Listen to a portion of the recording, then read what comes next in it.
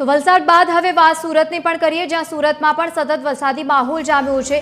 ધોધમાર વરસાદના સમાચાર સુરતથી અનેક વિસ્તારો પાણીમાં ગરકાવ થયા છે। ભારે વરસાદના કારણે ઉધના નવસારી રોડ પર પણ વરસાદી પાણી વહેતા થયા છે અને પાણી ભરાઈ જતા વાહન ચાલકોને ભારે હાલાકીનો સામનો કરવો પડી રહ્યો છે। હજુ પણ ભારે વરસાદી માહોલ પડી શકે તેવા એંધાણ છે। દક્ષિણ ગુજરાત માટે ખાસ કરીને હવામાન વિભાગે રેડ એલર્ટ જાહેર કર્યું છે।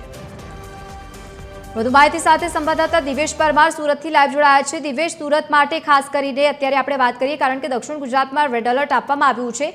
સુરતમાં કેવા પ્રકારની પરિસ્થિતિ?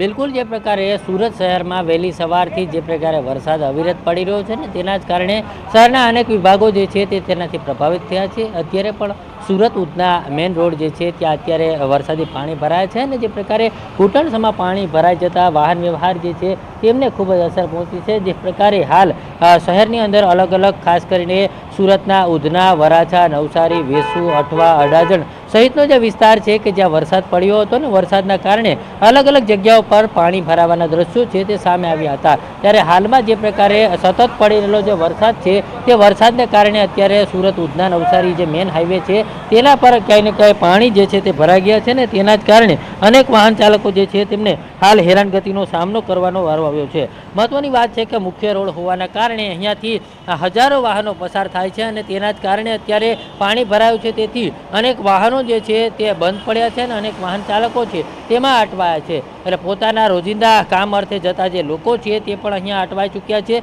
તો સાથે સાથે નવસારી જવાવાળા લોકો પણ પોતાના ગંતવ્ય સ્થાને જઈ શકતા નથી ને તેના જ કારણે અત્યારે હાલ આ પ્રકારનો માહોલ છે તે સુરતમાં જોવા મળી રહ્યો છે। અને જે પ્રકારે ડિઝાસ્ટર મેનેજમેન્ટની વાત કરવામાં આવે તો દક્ષિણ ગુજરાતમાં જે પ્રકારે રેડ એલર્ટ જાહેર કરવામાં આવ્યું છે તેને જ લઈને એનડીઆરએફની ટીમ પણ સુરત શહેરમાં તૈનાત કરી દેવામાં આવી છે। તો એસડીઆરએફની ટીમ પણ અહીંયા સ્ટેન્ડ બાય રાખવામાં આવી છે। એટલે કોઈ પણ પ્રકારે ડિઝાસ્ટર મેનેજમેન્ટ છે તે કચાશ રાખવા માંગતો નથી। તો સાથે સાથે ઉપરવાસમાં વરસાદ પડ્યો છે તેના કારણે તાપી નદીમાં પણ નવા નીરની આવક થઈ છે અને નવા નીરની આવક થતાં જ તાપી નદીના જે નીચાણવાળા વિસ્તારો છે તે નીચાણવાળા વિસ્તારોને પણ એલર્ટ કરી દેવામાં આવ્યા છે, જેથી કરીને કોઈ પણ પ્રકારનો અકસ્માત ન સર્જાય અને પાણી ભરાય તેની પહેલાં જ સ્થાનિક લોકો જે છે તેનું સ્થળાંતર થઈ શકે। ત્યારે હાલમાં જે પ્રકારે રેડ એલર્ટ આપવામાં આવ્યું છે ત્યારે હજુ પણ સુરત સહિત દક્ષિણ ગુજરાતમાં વધુ વરસાદ પડી શકે તે પ્રકારના એંધાણ વર્તાઈ રહ્યા છે અને તેને જ લઈને હજુ પણ કાળા ડિબાંગ વાદળો જે છે તે આકાશમાં મંડાઈ રહ્યા છે અને આ કાળા ડિબાંગ વાદળો સુરતમાં વરસશે તો હજુ પણ અનેક વિસ્તારો જે છે તેમાં પાણી ભરાવાની શક્યતાઓ હાલ